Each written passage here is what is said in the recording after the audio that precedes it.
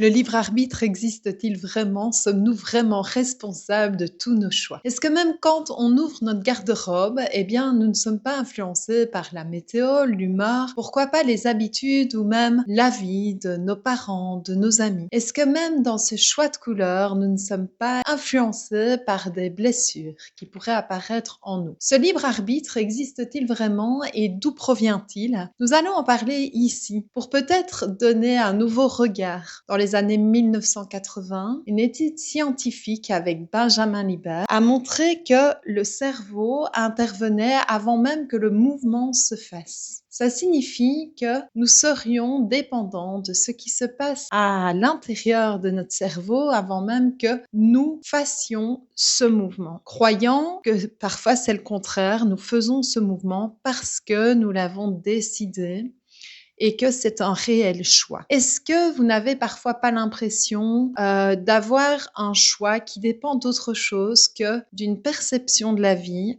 mais plutôt d'une blessure intérieure? Si vous faites le choix d'attirer une personne, voilà, vous attirez une personne, vous avez l'impression que ce n'est pas un choix, ça vous tombe dessus plutôt, et vous vous dites, ok, c'est génial, je rencontre cette âme magnifique, je l'aime de tout mon cœur. Et en même temps, au fond de vous, vous aviez cette peur de l'abandon. Cette blessure de l'abandon qui vous pousse progressivement à vivre une jalousie intérieure et à vouloir contrôler cette personne, ses activités, les moments que vous passez ensemble, jusqu'à en arriver à une rupture. Avez-vous choisi cette rupture?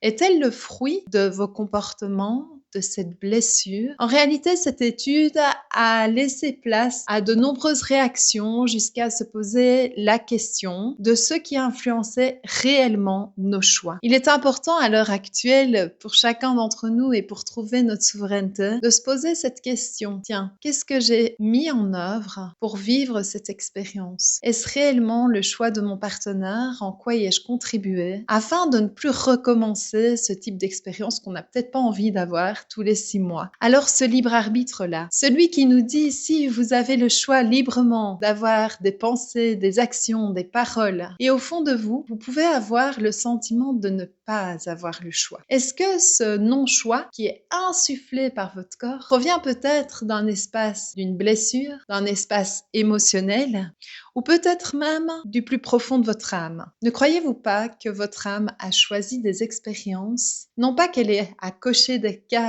avant de s'incarner, mais plutôt vibratoirement parlant, en termes de fréquence? Est-ce que là où vous en êtes, avec ce qui émane de vous, vous vous rendez compte que cela résonne et attire à vous des situations qui sont peut-être comme écrites par avance, tout en n'étant pas nécessairement dans un absolu, dans quelque chose qui est gravé dans le marbre? Comment répondons au libre arbitre? Imaginons que nous sommes en burn-out. Nous vivons donc une réaction du corps, un épuisement, une saturation mentale. Vous l'avez peut-être déjà rencontré. Vous vivez cette saturation peut-être émotionnelle, relationnelle, familiale peut-être aussi. Bref, vous vivez ce qu'on appelle un burn-out ou un épuisement.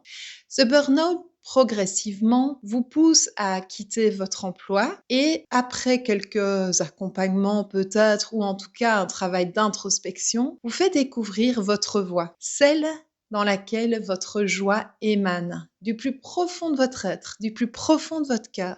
Est-ce donc une situation que vous avez choisie au départ, mais est-ce qu'au fond de vous, ce choix d'être sur votre chemin d'âme n'avait-il pas été émis bien auparavant?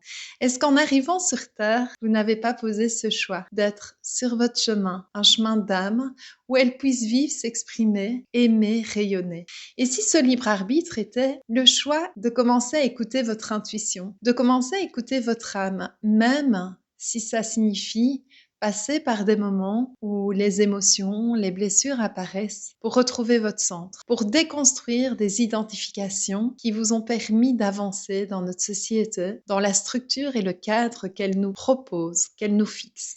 Est-ce finalement une synchronicité ou un hasard de rencontrer certaines personnes sur notre chemin, dans notre vie? Est-ce le résultat d'un libre arbitre ou le résultat d'un choix d'âme au plus profond de nous. Est-ce que ce choix et le libre arbitre peuvent se rencontrer? N'est-il pas, non pas de tout choisir, de tout contrôler, mais de percevoir une situation sous un certain regard, d'avancer en décidant au plus profond de vous, de percevoir vos épreuves de vie comme des initiations vous permettant d'agir de plus en plus en conscience et de plus en plus en lien avec votre âme et votre intuition. N'est-ce pas là l'occasion de commencer à écouter davantage votre intuition et tout ce qu'elle recèle? Si cette vidéo vous parle, que vous vous rendez compte à présent que votre regard compte, au-delà de tous les principes, les conditionnements qui ont pu être proposés dans notre société, dans notre éducation, dans notre famille, mais aussi tous les fonctionnements de défense que nous nous sommes posés,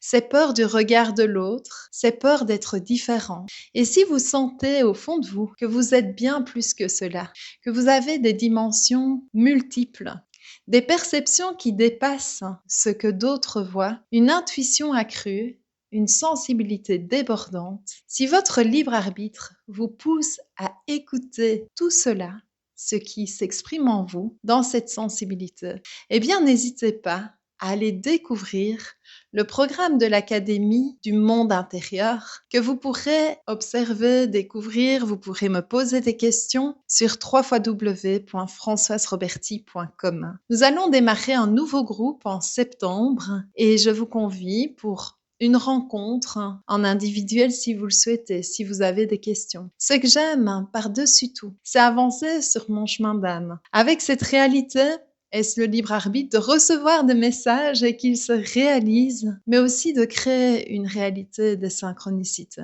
Et en même temps, une académie qui s'est ouverte il y a maintenant 4 ans, qui a accompagné des dizaines de personnes dans le chemin de l'écoute de leur sensibilité pour pouvoir avancer dans vos propres projets.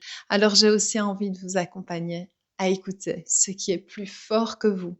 Et pour qu'ensemble, on puisse construire le monde qu'on appelle souvent le monde de demain, ce monde qui peut apparaître aujourd'hui et qui, sur base de votre libre arbitre, d'une écoute intuitive, en étant accompagné, vous autorise à avancer sur un chemin d'âme où la joie apparaît comme une évidence. Je vous souhaite une belle journée et vous dis à très vite. Rendez-vous sur mon site www.françoiseroberti.com si vous souhaitez plus d'informations sur l'accompagnement.